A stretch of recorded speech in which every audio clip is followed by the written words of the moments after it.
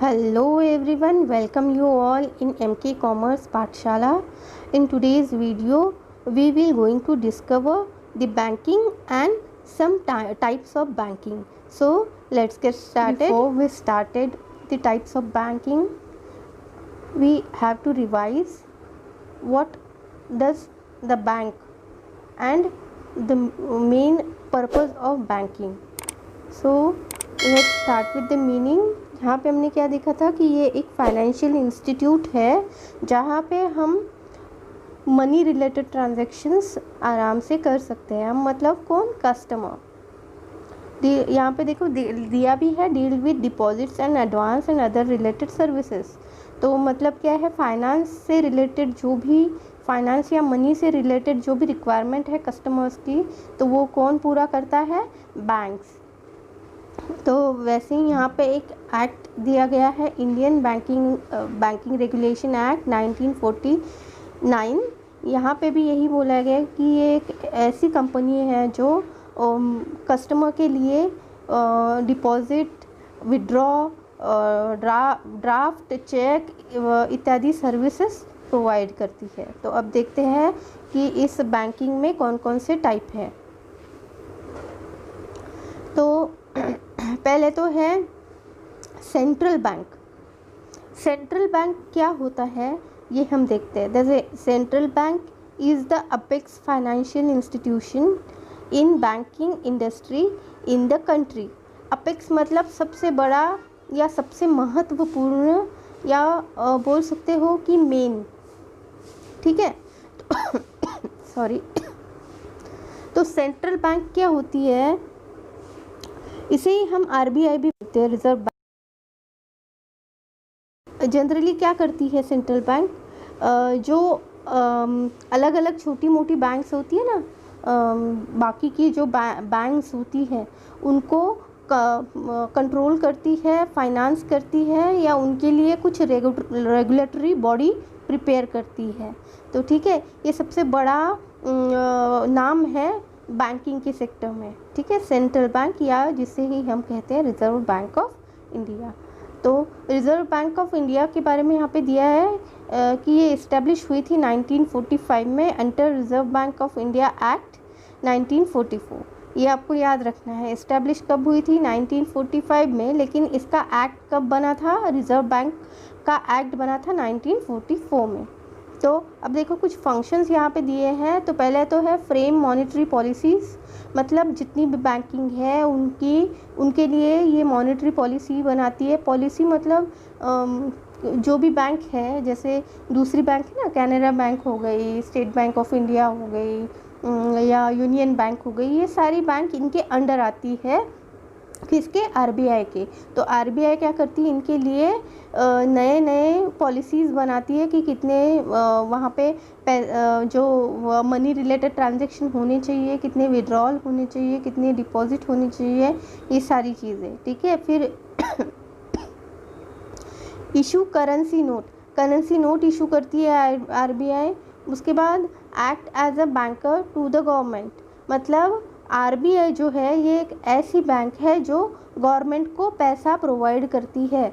मतलब गवर्नमेंट को फाइनेंशियली अगर कोई नीड होती है तो गवर्नमेंट किसके पास जाएगी, सेंट्रल बैंक या रिजर्व बैंक ऑफ इंडिया के पास। उसके बाद act as a bankers bank to commercial and other bank in India. Bankers bank ये बहुत इंपॉर्टेंट वर्ड है गाइस।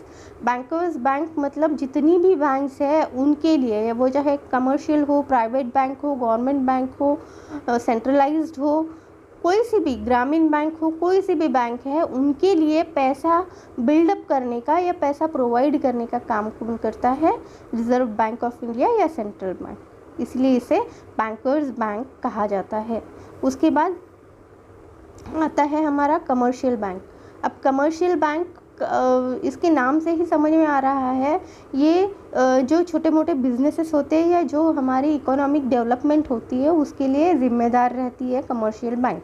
मतलब अगर आपको कोई बिज़नेस करना है या किसी आपकी कोई कंपनी है उसके लिए लोन चाहिए, तो उसके लिए कमर्शियल बैंक काफ़ी हेल्पफुल होती है।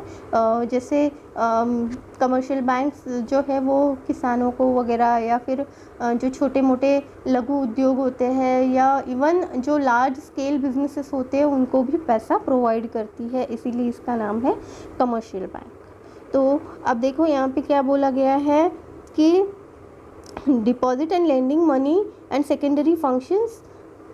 प्राइमरी फंक्शन क्या है, ये एक्सेप्ट करती है डिपॉजिट और लेंड करती है मनी। लेंड करना मतलब उधार देना, ठीक है, या फिर लोन देना। और क्या करती है, agency functions and utility functions. In India commercial bank are divided into 3 groups. अब 3 ग्रुप में ये कमर्शियल बैंक बटी हुई है, तो देखते हैं आगे। Public sector banks where majority of capital is held by government such as bank of India, state bank of India. अब देखो पब्लिक सेक्टर बैंक्स कौन कौन सी है, स्टेट बैंक ऑफ इंडिया है, बैंक ऑफ इंडिया है। ये जो बैंक्स है ये क्या करती है, मेजॉरिटी होल्ड करती है। मतलब क्या है, पब्लिक के लिए ज़्यादा से ज़्यादा गवर्नमेंट जो है वो इस बैंक को फैसिलिटी प्रोवाइड करती है। उसके बाद private sector bank are owned by group of individual such as Axis bank, HDFC bank etcetera. और अब देखो पब्लिक सेक्टर बैंक है तो कोरली गवर्नमेंट का इन्वॉल्वमेंट रहेगा, और उसमें कौन कौन सी बैंक आने वाली है, bank of India, state bank of India etcetera. लेकिन प्राइवेट की बात आती है तो ये प्राइवेटली ओन की जाती है, इंडिविजुअल कोई ओन करता है इसे, जैसे एक्सिस बैंक हो गई, HDFC बैंक हो गई एक्सेट्रा। इसमें गवर्नमेंट का इन्वॉल्वमेंट तो नहीं है, लेकिन गवर्नमेंट का कंट्रोल अच्छा खासा होता है, ठीक है। उसके बाद foreign banks are those banks which are established outside India, but these banks have branches in India such as Citibank, HSBC, Standard Chartered etc. अब ये 3 तरह की कमर्शियल बैंक यहाँ पे दी गई है। पहले तो है पब्लिक सेक्टर। पब्लिक सेक्टर मतलब गवर्नमेंट ड्रिवन। दूसरा है प्राइवेट सेक्टर। प्राइवेट सेक्टर मतलब कोई भी इंडिविजुअल ये बैंक चलाएगा। उसके बाद है फॉरेन बैंक्स। फॉरेन बैंक्स मतलब क्या है, ये मूलतः किसी और देश में इस्टेब्लिश हुई है, किसी और देश में बनी है, लेकिन इसकी जो ब्रांच है वो अपने यहाँ पे भी मतलब भारत में भी है, तो इसीलिए इसे फॉरेन बैंक कहते हैं, ठीक है। थर्ड देखते हैं हम कोऑपरेटिव बैंक। जो कोऑपरेटिव बैंक होती है वो जनरली रजिस्टर्ड होती है इंडियन कोऑपरेटिव सोसाइटी एक्ट के तहत, regulated under banking regulation act. Cooperative bank are popular in semi urban and rural area. Cooperative bank अब समझ में आ गया होगा, ये जनरली हमारे गाँव का विकास करने के लिए या विलेजेस के लिए बनी हुई बैंक है, जहाँ पे हमारे गांव में ज़्यादा से ज़्यादा आबादी हमारी इंडिया की गांव में ही है बसी हुई। तो ऐसे लोगों का विकास करने के लिए जो लोग गांव में रहते हैं, गांव में रह के कारोबार करते हैं या गांव में रह के छोटा मोटा बिजनेस करना चाहते हैं, उनके लिए या फार्मर्स के लिए बेसिकली ये बैंक बनाई गई है, और ये रजिस्टर्ड होती है इंडियन कोऑपरेटिव सोसाइटी एक्ट के तहत, ठीक है, ये याद रखना है। It's registered under Indian cooperative society act, ठीक है। और किसके लिए काम आती है, जो रूरल एरिया में छोटे मोटे बिजनेसेस होते हैं या जो हमारे किसान भाई हैं उनके लिए ये काम करती है। उसके बाद देखो इसके कुछ टाइप है। Primary credit societies. Primary credit society क्या करती है, work at village level, they collect deposits from members and common public, they also get funds from the state cooperative bank and district cooperative bank for the purpose of lending। मतलब primary credit society जो होती है वो बहुत छोटे level पे, मतलब एकदम गांव में बसी हुई होती है ये सोसाइटी। ये क्या करती है, गांव वालों से ही कुछ थोड़ा बहुत पैसा जो इकट्ठा होता है उसी से थोड़ा बहुत लोन देने की कोशिश करती है।